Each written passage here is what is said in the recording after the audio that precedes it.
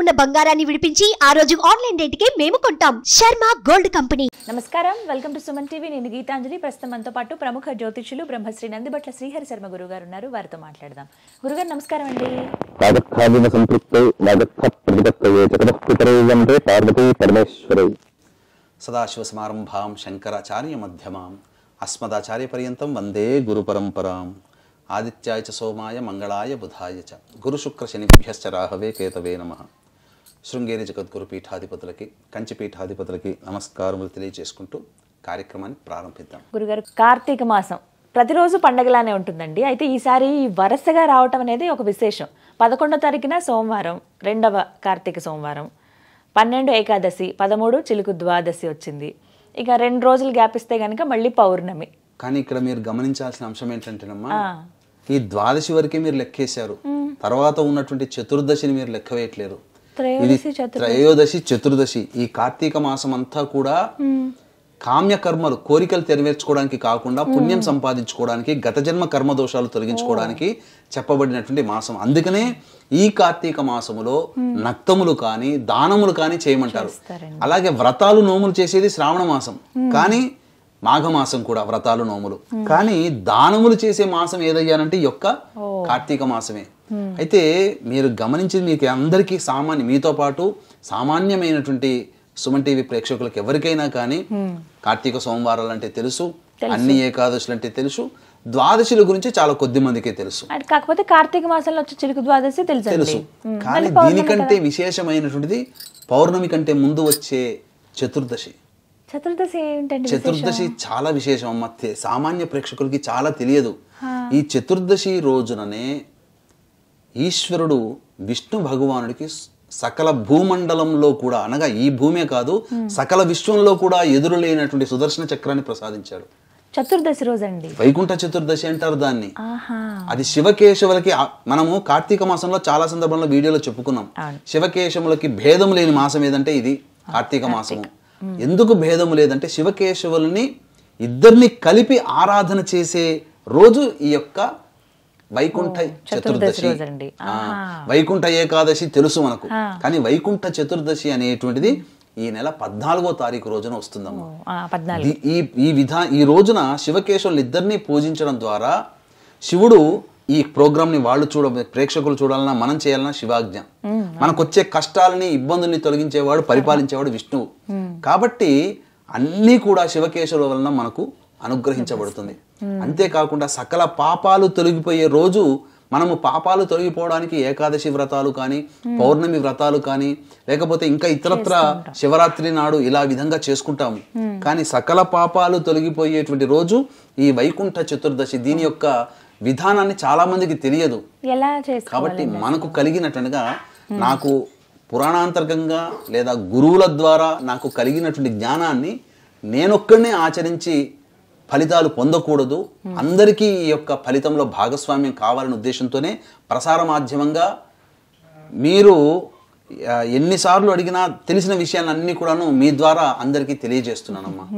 కాబట్టి ఎందుకంటే ఎన్నో సందర్భాల్లో మనం ఇంకా ప్రజలకు ఇంకేం మంచి విషయాలు చెప్దామంటే ఏమున్నాయని చెప్పి మీరు చాలా సార్లు అడుగుతుంటుంటారు. అసలు మీరు ప్రజలకి మంచి మంచి విషయాలు చెప్పాలనే ఆలోచనే మీ చెప్పడము.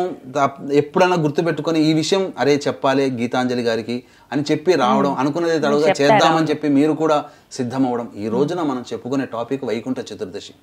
అంటే దీనికి సంబంధంగా మనకు ఈ వైకుంఠ చతుర్దశి రోజున కాశీలో శివరాత్రికి అయితే, హోళీ పండుగ అయితే ఎంత అంగరంగ వైభవంగా ఉంటుందో ఈ 14వ తారీఖు రోజున అంత అంగరంగ వైభవంగా. అసలు కార్తీక మాసంలో కాశీలో ఎక్కువగా పూజలు చేయరు, మన వాళ్లే వెళతారు, ఎక్కువగా కాశీ క్షేత్రంలో పూజాభిషేకాలు చేస్తారు. కానీ నార్త్ వాళ్ళు శ్రావణ మాసంలో ఈశ్వరుని ఆరాధిస్తారు. కానీ ఈ కార్తీక మాసంలో ఈ వైకుంఠ చతుర్దశి నవంబర్ 14వ తారీఖు రోజున వచ్చింది. కాశీలో చాలా గొప్పగా చేస్తారు, అసలు నియమనిష్టలతో చేస్తారు. అంటే మనకేంటనంటే దీనికి ఒక గాథ కూడా ఉందమ్మా. పూర్వము ఈ ఉత్థాన ఏకాదశి అంటే విష్ణు భగవానుడు మేల్కొంటాడు. మేల్కొని వెళ్ళి బ్రహ్మ మహేశ్వరులతో సహితముగా ఈ ద్వాదశి తిథి రోజున తులసి వనానికి వెళతాడు కదా. ఈ తర్వాత త్రయోదశి అయిపోతుంది, చతుర్దశి. ఒకానొక ఈ కార్తీక మాసంలో వచ్చినటువంటి పౌర్ణమి ముందు రోజు అయినటువంటి ఈ చతుర్దశి రోజున ఒకానొక చతుర్దశి రోజున విష్ణు భగవానుడు శివానుగ్రహం కోసం కాశీలోని మణికర్ణికా ఘాటుకు వస్తాడు. కాశీలోని మణికర్ణికా ఘాటుకు వచ్చి శివుడికి సహస్ర కమలములతో అనగా తామర పుష్పాలతో 1000 తామర పుష్పాలతో అక్కడ మణికర్ణికా ఘాట్లో వేయించేసి ఉన్నటువంటి మణికర్ణికేశ్వరుడికి అర్చన అభిషేకం చేద్దామని తలంచుతాడు. 1000 కమలాలు తెచ్చుకుంటాడు. తెచ్చుకున్న తర్వాత అందులో ఆ ఈశ్వరుడు విష్ణువు యొక్క భక్తిని పరీక్షింపదలిచి ఒక తామర పుష్పాన్ని మాయం చేస్తాడు. అలా అర్చన చేస్తున్నప్పుడు పూజ చేస్తున్నప్పుడు 999 వచ్చిందే, ఒక తామర పుష్పం లేదే అని చెప్పి అనుకున్నాడు. అనుకున్నదే తడవుగా ఎలా చేయాలో అప్పటికి దొరకదు కాబట్టి వెంబడి తన కన్నును తీసి ఒక పుష్పముగా ఆ ఈశ్వరునికి సమర్పించాడు. అంతటా ఈశ్వరుడు భక్తి ప్రపత్తికి, ఆ విష్ణు భక్తి ప్రపత్తికి మెచ్చి అసలు ఆగలేక ప్రత్యక్షమై నీ అనన్యమైనటువంటి నాతో సమానుడు అయినప్పటికీ కూడా నన్ను అర్చించాలనేటువంటి ఒక ఆరాధనా తత్వముతో నీ యొక్క చక్షువుని అనగా కంటిని, ఒక కన్నుని నాకు సమర్పించావు. నీ భక్తికి మెచ్చానయ్యా, ఈ యొక్క విశ్వంలో తిరుగులేనటువంటి యొక్క అస్త్రాన్ని నీకు ఇస్తానని చెప్పి ఆ యొక్క సుదర్శన చక్రాన్ని ఆయనకు అందిస్తాడు. ఇప్పటికీ కూడా మీరు కొన్ని శివుని యొక్క సంబంధించిన శివకేశవులకు సంబంధించిన ఫోటోలు చూస్తే ఆ ఈశ్వరునికి సాక్షాత్తు పరమేశ్వరుడి చక్రాన్ని అందిస్తున్నట్టుగా ఒక ఫోటో ఉంటుంది. మీరు గమనించారు కదా? గమనించకపోతే ఇప్పుడైనా చూడొచ్చు గూగుల్లో వెతికితే. ఆ విష్ణువుకి సుదర్శన చక్రాన్ని ఇచ్చిన రోజు ఈ వైకుంఠ చతుర్దశి కాబట్టి విష్ణువే ఈశ్వరుణ్ణి ఆరాధించిన రోజు కాబట్టి ఈ కార్తీక మాసంలో వైకుంఠ చతుర్దశి రోజున కాశీలో విష్ణువుని ఈశ్వరుణ్ణి ఆరాధన చేస్తారు. మనం కూడా ఆ విధంగా మన ఇంట్లో ఆరాధన చేయవచ్చు. ఈ ఆరాధన చేసినటువంటి విధంగా మనకున్నటువంటి సమస్త పాపాలు తొలగిపోతాయి. తద్వారా రేపటి రోజైనటువంటి పౌర్ణమి నాడు చేసే పూజలు, దానాలు, వ్రతాలు ఏవైతే ఉంటాయో అవన్నిటి యొక్క పుణ్య ఫలితము సంపూర్ణంగా మనం పొందుతాం.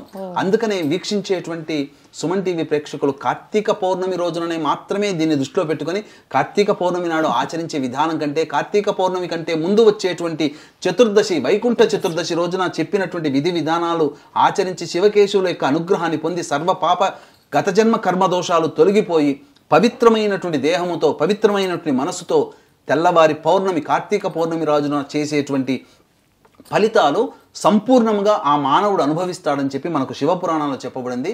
ఆ విధానమే మన ప్రేక్షకులకి తెలియజేస్తున్నానమ్మా. ఈ యొక్క వైకుంఠ చతుర్దశి రోజున ఎలాంటి విధానం ఆచరించాలి, ఎలా చేసుకునే విధానం తెలియజేస్తాను. అలాగే వీక్షించేటువంటి సుమన్ టీవీ ప్రేక్షకులు గమనిక, ఈ యొక్క కార్తీక పౌర్ణమి సందర్భంగా నవంబర్ 15వ తారీఖు రోజున త్రిపురాసురులని సాక్షాత్తు పరమేశ్వరుడే సంహరించినటువంటి క్షేత్రము త్రిపురాంతకము. ఆ త్రిపురాంతక క్షేత్రంలో జాతకరీత్యా కలుగు విద్య, వివాహ, ఉద్యోగ, దాంపత్య, సంతాన, అనారోగ్య సమస్యలు, శనిదోష నివారణ సమస్యలకి సర్వదోష నివారణ హోమాలు అనేటువంటివి పర్ హెడ్ 1500 రూపాయలకి చేయించడం జరుగుతుంది. అవకాశం ఉన్నవాళ్ళు కార్యక్రమ తదనంతరం కాంటాక్ట్ చేసి మీ గోత్రనామాదులు నమోదు చేసుకోవచ్చు. ఎలా ఆచరించాలి, ఎలా చేసుకోవాలి? ఆ 14వ తారీఖు రోజున సూర్యోదయమే బ్రహ్మముహూర్తంలో లేచి కాలకృత్యాదులు తీర్చుకొని శివుడి చిత్రపటము, విష్ణువు చిత్రపటం రెండూ పెట్టి అక్కడ మామూలుగా పూలతో అలంకరణ చేసుకొని అక్కడ శివలింగం ఏర్పాటు చేసుకోవాలి.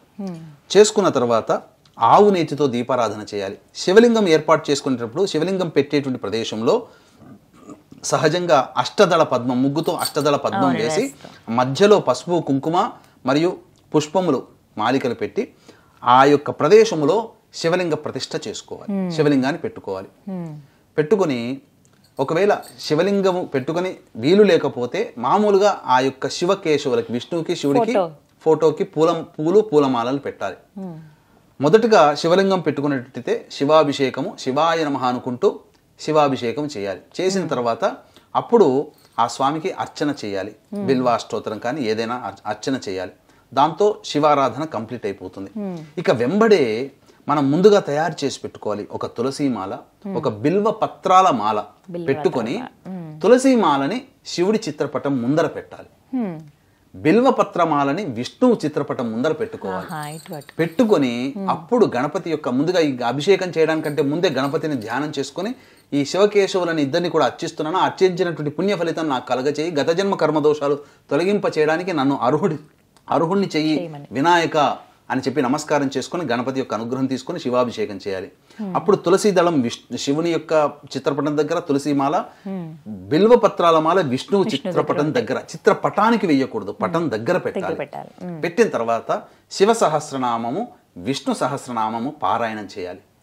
పారాయణం చేసి అప్పుడు ఆ యొక్క శివుడి దగ్గర ఉన్నటువంటి తులసిమాలని విష్ణు చిత్రపటానికి వేయాలి. విష్ణు చిత్రపటం దగ్గర ఉన్నటువంటి బిల్వ మాలని శివుడికి వేయాలి. ఆ విధంగా వేస్తే మనము చేయడం ద్వారా ఆ విష్ణువు శివుడికి సమర్పించినట్టు, శివుడు విష్ణువుకి సమర్పించినటువంటి భావన. ఇదే విధానముగా శివాలయానికి చేరుకొని, విష్ణు ఆలయానికి చేరుకొని శివుడికి అర్చన జరిపించి శివుడి దగ్గర పెట్టబడినటువంటి తులసిమాలని విష్ణు ఆలయంలో విష్ణువుకి అలంకరింపచేయాలి. విష్ణు ఆలయంలో స్వామివారి పాదాల దగ్గర పెట్టకూడదు, ఏదైనా కానీ ఒక పక్కన పెట్టాలి, లేదా విష్ణు భగవానికి హృదయానికి అందించాలి. అందించి ఆ యొక్క బిల్వపత్రాల మాలని శివాలయంలో స్వామివారికి ఇవ్వాలి. ఈ విధంగా చేసినట్లయితే శివకేశవులకి అనుగ్రహం కలుగుతుంది. అయితే ఈ యొక్క వైకుంఠ చతుర్దశి రోజున నిషీధి సమయంలో ప్రత్యేకమైనటువంటి భజనలు కానీ కీర్తనలు కానీ చేయాలి. ఎప్పటి నుంచి? 11 గంటల రాత్రి 11:42 నుంచి 12:30 గంట మధ్యకాలంలో శివుణ్ణి విష్ణువుని కీర్తిస్తూ భజనలు చేసుకోవడం, శివనామస్మరణం విష్ణునామస్మరణం అయినా చేసుకుంటూ ఉండి ఆ విధంగా ఉండి నిద్రకు ఉపక్రమించి తెల్లవారి మళ్ళీ బ్రహ్మముహూర్తన మేల్కొని ఆ యొక్క కార్తీక పౌర్ణమి సందర్భంగా దీపారాధన, అలాగే సాలగ్రామ దానం, అలాగే అమలక దానము, వస్త్రదానము, ఇవన్నీ కూడా దానాది కార్యక్రమాలు కార్తీక పౌర్ణమి సందర్భంగా చేసుకోవచ్చు.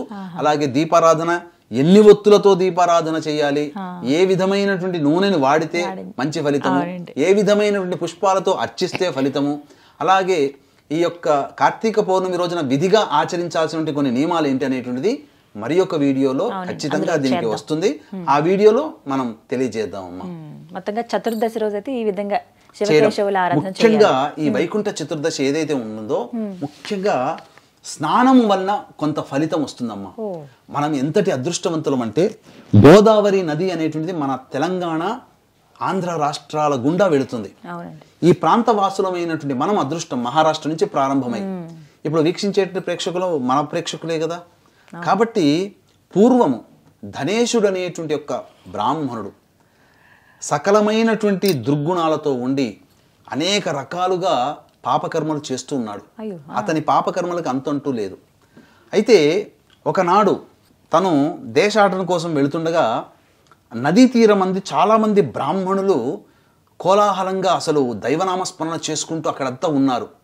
వాళ్ళతో వెళ్ళి పిచ్చాపాటిగా మాట్లాడుకుంటూ సాధారణంగా వాళ్ళతో పాటు వాళ్ళు చేసే పనులు మనం కూడా ఏం చేద్దాంలే అని చెప్పి చేసుకుంటున్నాడు. వాళ్ళందరూ స్నానం ఆచరిస్తుంటే ఆయన కూడా స్నానం ఆచరించాడు.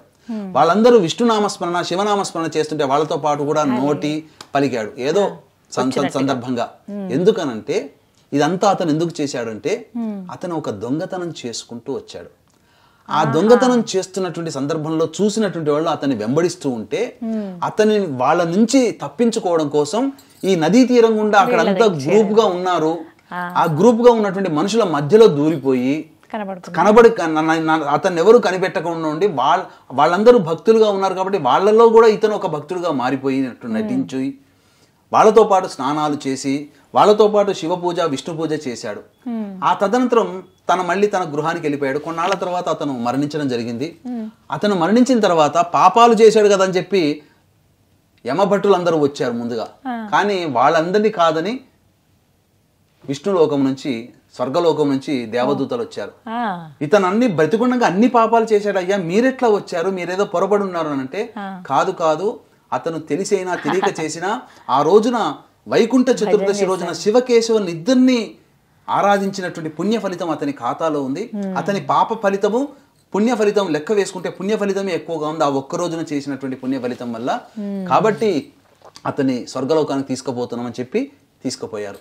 అంటే వైకుంఠ చతుర్దశి రోజున గోదావరి నది స్నానం, గౌతమి స్నానం అంటారు. గౌతమి అంటే గోదావరి.